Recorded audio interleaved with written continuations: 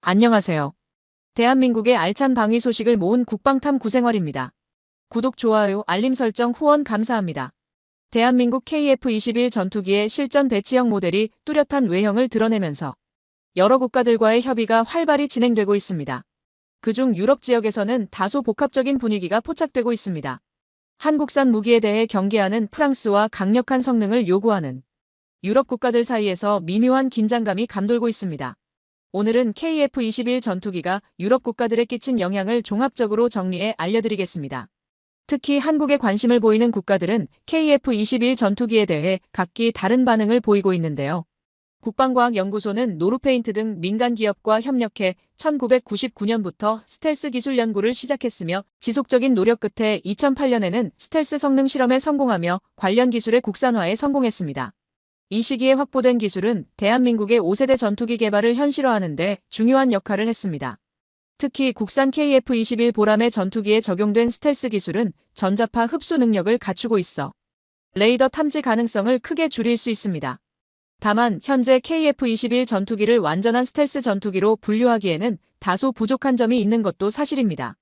이는 현재 제작된 KF-21 블록1 기체가 4.5세대급으로 주로 무장체계 중심으로 설계되었기 때문입니다. 이러한 이유로 인해 세계적인 5세대 전투기인 F-35와 비교할 경우 스텔스 성능 면에서 다소 아쉽다는 평이 나올 수 있습니다. 하지만 이것이 KF-21 전투기의 은폐 성능이 떨어진다는 의미는 아닙니다. 세계 최고 수준의 스텔스기로 알려진 F-22 랩터나 F-35와 비교하면 일부 요소가 부족할 수 있으나 주요 군사 강국들이 운용 중인 전투기들과 견주면 KF-21은 전혀 뒤처지지 않는 기술력을 보유하고 있습니다. 더 나아가 4.5세대에서 5세대로 점진적인 진화를 거듭하고 있는 KF-21은 분명한 경쟁 우위를 지닌 기체입니다. 그 중심에는 뛰어난 기동 능력이 자리하고 있습니다. KF-21 전투기는 F-22보다 더 작고 가볍고 F-35에 비해서도 ing면 하중이 낮다는 장점을 갖고 있습니다. 그 결과 추력 대비 중량 비율이 기동성을 중시한 델타입 구조의 유로파이터 타이푼에 근접한 수준을 보이며 3중 디지털 비행 제어 시스템, 리딩 엣지, 익스텐션, 가변 캠버 날개 등 다양한 기술이 적용되어 뛰어난 가속 성능, 탁월한 선회력, 높은 바듬각 성능 등을 자랑합니다. 현재 시험 비행을 수행 중인 주조 종사들 역시 KF-21의 기동 성능이 미국산 F-16보다 우세하다고 평가하고 있습니다. 또한 KF-21은 스텔스 설계 면에서도 F-22와 유사한 구조를 채택하고 있으며 기동성과 은폐 성능이 조화를 이룰 경우 대한민국의 항공 기술력은 세계 상위권을 넘어 독보적인 수준에 도달했다는 사실을 입증하게 될 것이라는 분석이 나오고 있습니다. 일부 해외 국가에서는 한국의 전투기 개발 상황을 검토한 결과 KF-21이 스텔스 기능을 강화할 경우 F-35를 능가하는 성능을 갖출 수 있을 것이라고 평가하고 있습니다. 특히 한국이 현재 개발 중인 스텔스 기술 중 가장 주목받는 핵심 요소는 바로 세미플라즈마 스텔스 기술입니다. 중국은 이미 해당 기술을 확보하기 위해 약 50조 원 이상의 예산을 투입하며 전투기 개발 사업을 지속적으로 확대하고 있으나 은폐 성능 측면에서는 여전히 기술적 우위를 확보하지 못한 채 반복적인 실패를 겪고 있습니다. 중국이 주춤한 이 시점에서 한국이 은폐 기술을 조기에 완성하는 것이 매우 중요하다는 평가가 나오고 있습니다. 다수의 군사 전문가들은 한국의 은폐 기술이 향후 중국과의 국지적 충돌에서 제공권 확보에 결정적인 역할을 하게 될 것이며 이는 전장의 승패를 가를 핵심 요인이 될 수 있다고 진단하고 있습니다. 최근 한국항공우주산업의 중장기 기술 전략 보고서를 통해 은폐 기술의 개발 현황을 확인한 결과 세미 플라즈마 스텔스 기술이 이미 본격적인 연구 단계에 진입했고 한국이 해당 분야에서 기술적 주도권을 확실히 구축하고 있다는 사실이 드러났습니다.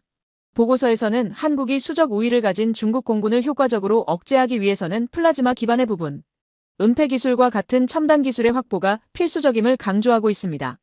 더불어 한국항공우주산업연구진이 발표한 또 다른 자료에서도 주목할 만한 내용이 확인되었습니다.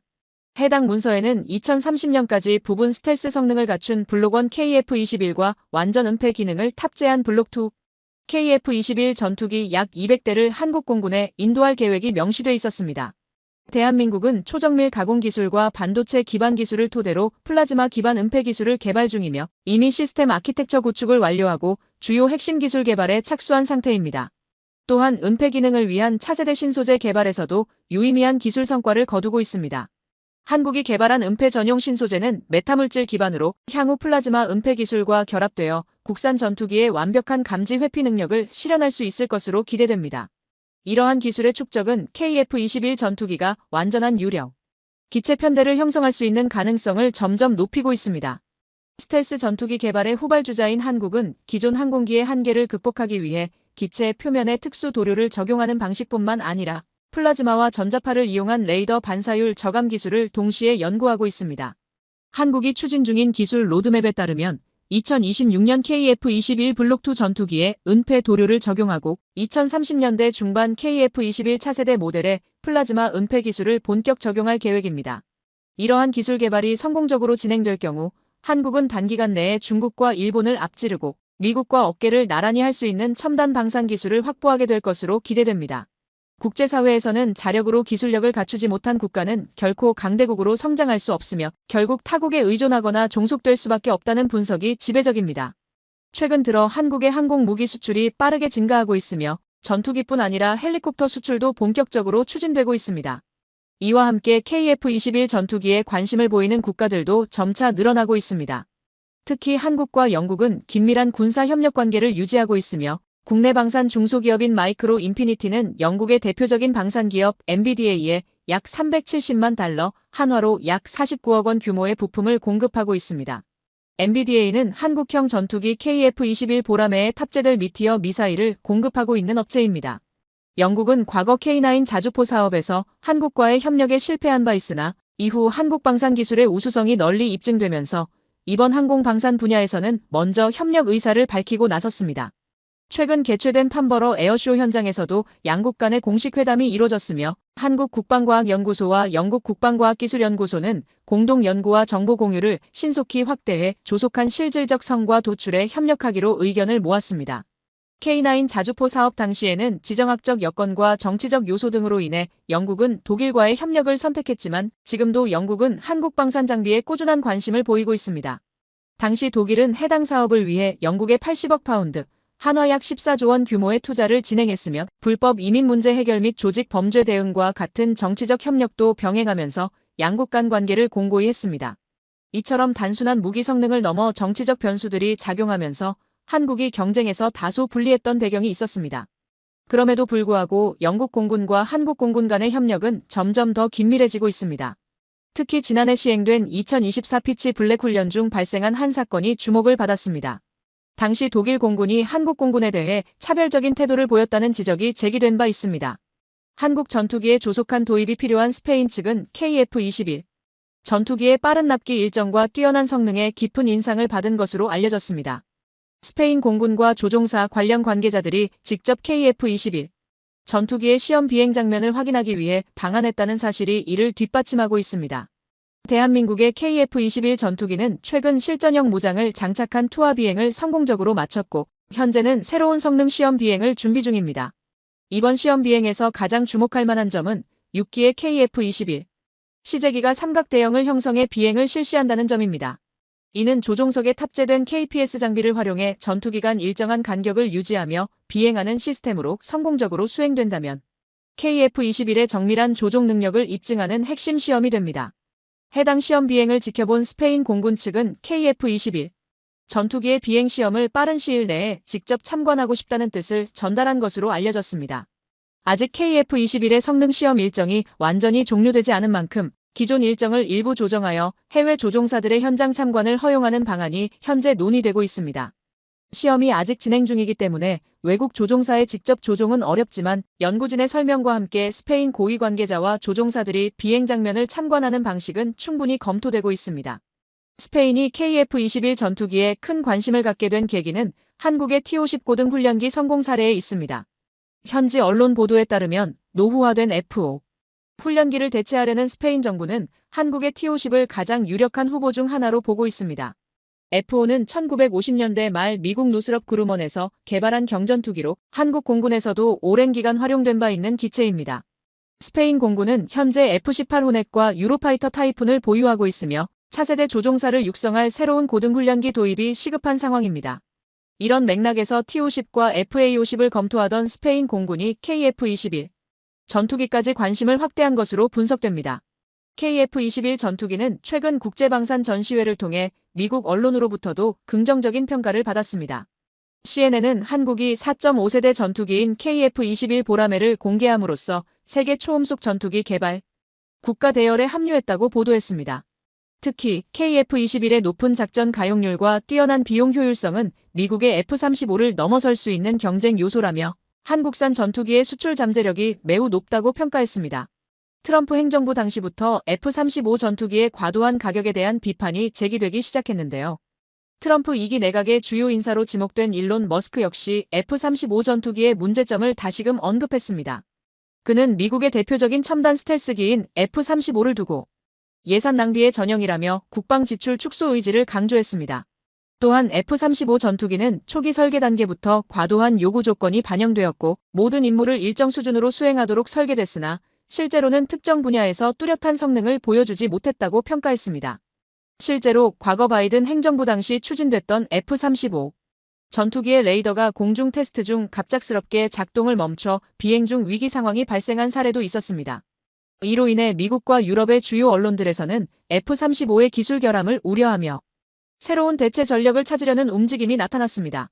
바이든 정부 시절 추진된 F-35 레이더 성능 개량 사업은 록히드 마틴과 미국 정부의 강한 압박 속에 진행되면서 논란을 일으켰습니다.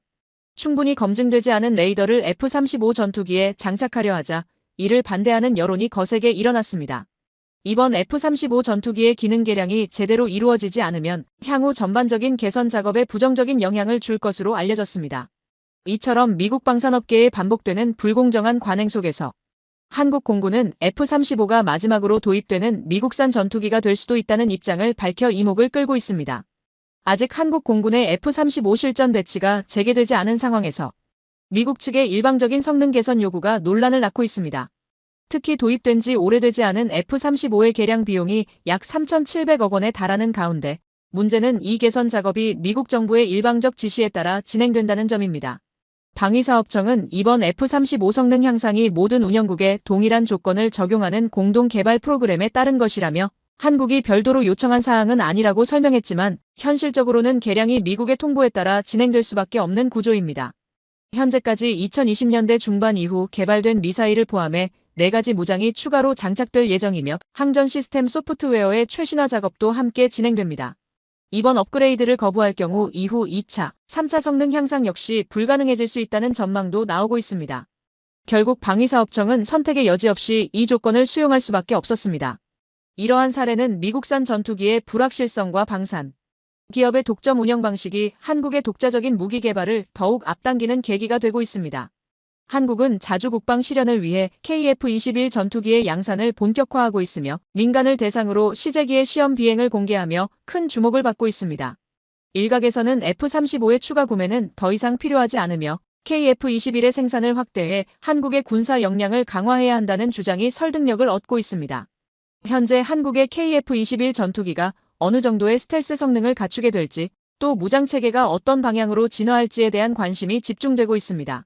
초기 계획에서는 미국산 장거리 공대공 미사일과 단거리 사이드와인더 미사일을 장착하는 방향이었으나 이는 단기적 접근일 뿐이었습니다. 장기적으로는 2030년까지 추진형 미사일과 한국형 공대공, 유도 무기를 포함한 모든 무장을 국산화하는 방향으로 전략이 전환되고 있습니다. KF-21 전투기는 단계적인 성능 향상을 통해 5세대 스텔스 전투기, 나아가 6세대 항공기로 진화할 수 있도록 설계된 점이 특히 강조되고 있습니다. 이는 단순한 희망이 아닌 충분히 실현 가능한 목표입니다. 작년 초 KF-21 시제기들이 상호 연동, 편대 비행에 성공한 사례를 통해 보라매 전투기의 확장성이 상당히 크다는 점을 입증할 수 있었습니다. 이러한 상황 속에서 독일 정부는 FCAS 사업에 대한 회의감을 드러내기 시작했고 미국산 F-35 도입 여부를 본격적으로 검토하기 시작했습니다. 결국 독일은 F-35 전투기 도입을 결정했으나 해당 과정에서 전반적으로 소극적인 반응을 보였습니다. 그 배경에는 독일이 검토에 착수하자마자 F-35 기종이 잇따라 사고를 일으키며 미국 전투기의 신뢰도에 대한 국제적인 의구심이 확산된 점이 자리하고 있습니다. 반복된 추락사고로 인해 독일 정부는 새로운 전투기 선정과 F-35 도입 계획을 다시 고려 중이라는 보도도 나왔습니다. 이러한 가운데 차기 전투기 도입에 난항을 겪던 독일이 한국의 KF-21을 유력한 대안 중 하나로 검토하고 있다는 이야기가 흘러나오고 있습니다. 현재 미국에서 F-35를 계약하더라도 실제 인도는 2030년 이후로 예정된 반면 KF-21은 2026년부터 1차 생산분 공급이 가능하다는 점에서 KF-21이 더 현실적인 선택이라는 의견이 점차 힘을 얻고 있습니다.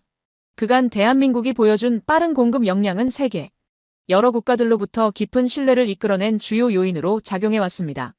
현재 세계 각국이 노후화된 전투기를 점차 퇴역시키고 차세대 플랫폼 도입을 저울질하고 있는 상황에서 미국산 F-35의 성능 논란이 지속되며 도입을 꺼리는 분위기가 확산되고 있습니다. KF-21이 본격적인 양산 체제에 돌입하고 실전 배치를 앞두고 있는 지금, 대한민국은 미국 무기를 대체할 수 있는 신뢰도 높은 대안으로 부각되고 있습니다. KF-21이 이제 미국산 전투기들과 본격적으로 경쟁할 수 있는 수준까지 성장했다는 평가도 이어지고 있습니다. 과거 미국이 한국에 방산 압박을 가했던 배경에는 한국이 독자적인 기술로 두각을 나타내는 것을 꺼려했다는 해석도 존재합니다. 한국이 차세대 전투기 시장에서 주도적인 위치를 확보하게 될 경우 글로벌 전투기 시장에서 미국의 입지가 줄어들 수 있다는 우려 때문이었습니다. 하지만 미국의 이러한 견제와는 반대로 한국은 독자적인 기술력 발전을 통해 전 분야에서 가시적인 성과를 거두며 주목받고 있습니다. 이를 뒷받침하듯 최근 발표된 통계에 따르면 국내 무기 국산화율이 전년 대비 8% 증가하여 90%에 도달한 것으로 확인되었습니다. 특히 최근 열린 국제방위산업 전시회에서 공개된 한국항공우주산업의 일정은 많은 사람들에게 강한 인상을 남기며 KF-21 전투기의 밝은 미래를 예고하는 결정적인 계기로 작용했습니다. 카이는 이번 전시회에서 KF-21의 지속적 성능 향상과 더불어 함재기 및 전자전기 버전까지 포함한 통합주력 전투기로 운용하겠다는 계획을 공식 발표했습니다. 또한 2028년까지 KF-21의 완전 스텔스화 모델인 블록2를 개발하겠다는 계획도 이미 공개된 바 있습니다. 블록2 단계에서는 KF-21의 정밀 유도, 폭탄과 국산 초음속 공대지, 미사일이 탑재되어 실전 운용될 예정입니다. KF-21 보라매 플랫폼을 바탕으로 함상 운용형 전투기와 전자전기 모델까지 포함한 전 구성의 개발을 7년 이내에 완료하겠다는 청사진이 제시되었습니다. 이와 같은 계획을 공개석상에서 천명한 것은 곧 외산 전투기 도입을 점차 줄이겠다는 의지를 드러낸 것이며 동시에 수출 경쟁력을 갖춘 전략적 무기로 KF-21을 육성하겠다는 전략으로 해석됩니다. 실제로 한국은 전투기 개발에 착수한 지 오래되지는 않았지만 훈련기 분야에서는 풍부한 기술력과 경험을 갖추고 있으며 미국의 보잉과도 미국 훈련기 사업에서 대등한 경쟁을 벌인 전력이 있습니다. 미국의 경우 시제기 비행 이후 보통 5에서 8년에 걸쳐 양산 체제에 진입하는 반면 한국은 고유의 신속하고 정밀한 개발 프로세스를 통해 세계적으로 유례없는 속도로 전투기를 제작 중입니다. 반면 미국산 무기의 국내 도입 비중은 전체에서 6% 감소하며 역대 최저치를 기록했습니다. 이는 한국이 더 이상 미국산 무기에 의존하지 않아도 된다는 점을 상징하며 육해공 전 부문에서 한국산 무기 체계가 급속도로 성장하며 자립 기반을 구축하고 있다는 증거로 받아들여지고 있습니다. 현재 미국의 록히드 마틴조차도 한국의 군용기 산업이 예상을 뛰어넘는 속도로 발전하고 있다는 점을 인정하고 있습니다. KF-21에 장착되는 A사 레이더뿐 아니라 전체 항전 장비 구성에 대해서도 유럽연합 및 영국 주요 언론들이 깊은 관심을 보이고 있습니다. 특히 록히드 마틴은 한국의 레이더 기술을 직접 접한 이후 위협을 느낄 만큼 충격을 받았다는 보도가 나온 바 있습니다. 현재 국방과학연구소와 한화시스템은 KF-21 전투기에 장착될 A사 레이더의 성능 향상을 위해 공동개발 체계를 구축해 협업을 이어가고 있습니다. 이번 성능 향상이 완료되면 레이더에 탑재될 질화갈륨 기반 송수신 모듈의 수는 3,200개를 초과할 것으로 예상되며 한화시스템은 이를 통해 기존 대비 160% 이상 향상된 성능을 구현할 수 있다고 설명했습니다. 이 정도 수준의 질화갈륨 기반 레이더 반도체는 기존 KF-21 전투기의 탐지 범위보다 최대 20배 이상 넓힐 수 있으며 과거에는 점으로밖에 인식되지 않던 표적도 훨씬 명확하게 구분할 수 있게 되었습니다. 이를 통해 적 전투기의 스텔스 형상까지 정밀하게 분석이 가능한 단계에 도달한 것입니다.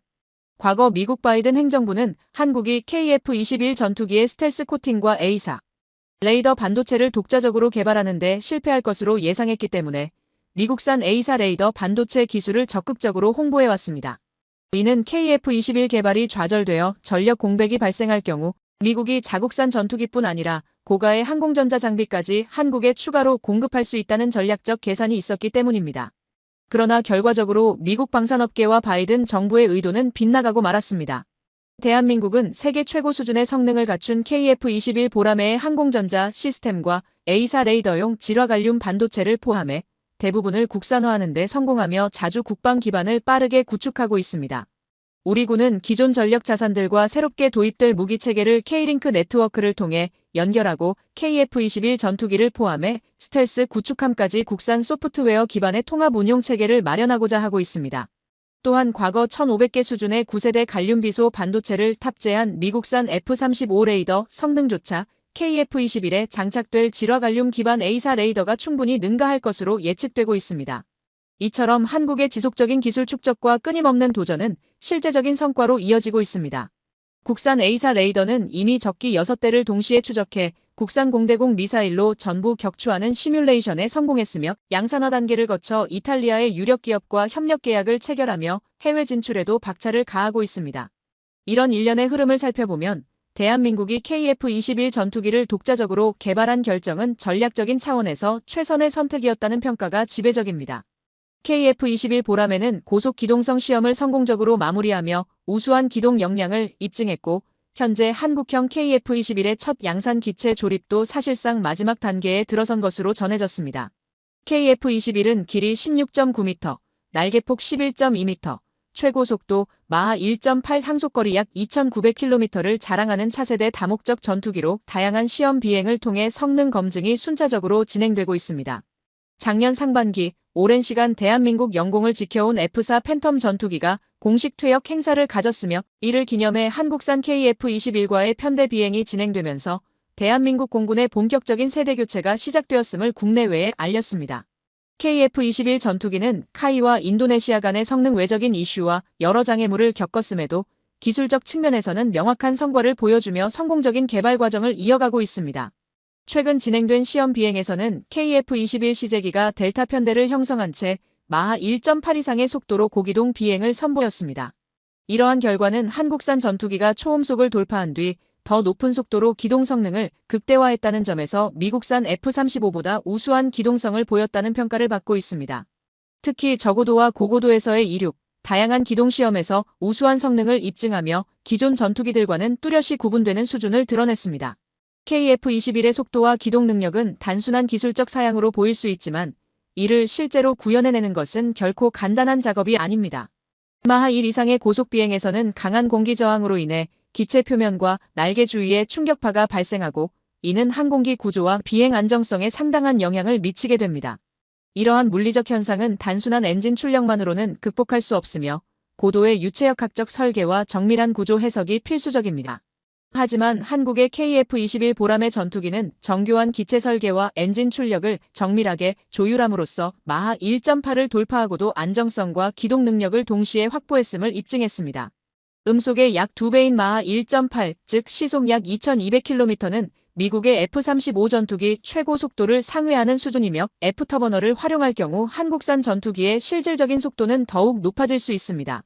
이처럼 고속 기동이 가능한 상황에서도 조종사의 생존성과 임무 수행 능력을 유지하기 위해 KF-21 조종사들은 고속 기동 전투에 특화된 전문 훈련을 반드시 이수해야 합니다. 현대 공중전에서는 스텔스 능력과 레이더 기술이 핵심으로 평가되지만 최대 속도가 높을수록 기동성과 생존성도 향상되기 때문에 속도는 여전히 전투기의 핵심 성능으로 간주됩니다. 특히 KF-21 전투기가 기동성보다는 스텔스 능력을 우선으로 고려하여 개발되었다는 점을 고려하면 이번 고속 기동 성능은 더욱 주목할 만한 성과입니다. 세계적으로 스텔스 기술을 보유한 국가는 극히 일부에 불과하며 현재 6세대 전투기 개발에 착수한 국가들조차 완전한 스텔스 성능을 확보한 사례는 손에 꼽을 정도입니다. 그럼에도 불구하고 대한민국은 이미 오래전부터 스텔스 기술 개발을 추진하며 차세대 전투기 시장에서 확고한 입지를 다져가고 있습니다. 더불어 KF-21의 높은 국산화 비율도 주목받고 있습니다. 현재 KF-21 전투기의 약 70%가 국내 기술로 제작되고 있으며 항공기 개발 경험이 많지 않았던 한국이 단기간 내에 이 같은 수준에 도달한 점이 놀라운 성과로 받아들여지고 있습니다. CNN은 한국이 독자적으로 초음속 전투기를 개발함으로써 군용 항공기술 선도국이 독점해왔던 시장에 진입했고 60억 달러 규모의 개발 사업을 통해 수출 확대와 고용 창출 효과를 동시에 기대할 수 있다고 분석했습니다. 이와 동시에 CNN은 한국의 국방력이 빠른 속도로 성장할 것이라고 전망했습니다.